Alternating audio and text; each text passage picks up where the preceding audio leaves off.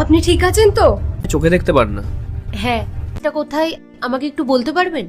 এটা তো এই সামনেই। আপনারা আমাকে একটু পৌঁছে দেবেন? হ্যাঁ হ্যাঁ, আসুন আমরা পৌঁছে দিচ্ছি।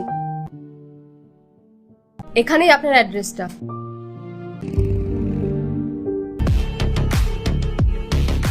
আরে, এটা তো সেই মেয়েটা। ও এখানে কি করছে? এই শোনো, তুমি এখানে কি করছো? আপনি কে? আরে ওই কালকে আমাদের সাথে তোমার ধাক্কা লাগলো না? ও আচ্ছা আচ্ছা, আসলে আমি এই ঠিকানাটা খুঁজছিলাম। এটা তো আমার বাড়ির পাশেই। আপনি এখানেই থাকেন? বুঝলাম। তা কি ধরনের কাজ খুঁজছো তুমি? যে কোনো বাড়ির কাজ একটা হলেই হবে, আমি সব কাজই পারি। তুমি আমাদের বাড়িতেই কাজ করো? আপনার বাড়িতে? হ্যাঁ নিশ্চয়ই। ঠিক আছে, চলো। চা খাবে? আপনি দাঁড়ান, আমি তাহলে বানিয়ে আনছি।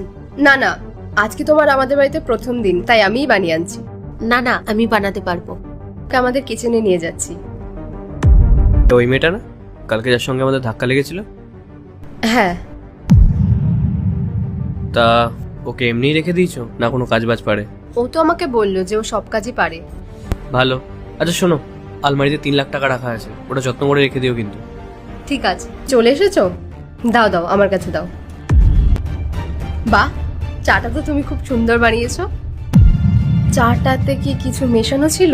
খাওয়ার পর কেমন মাথাটা ঝিমঝিম করছে। রাহুল,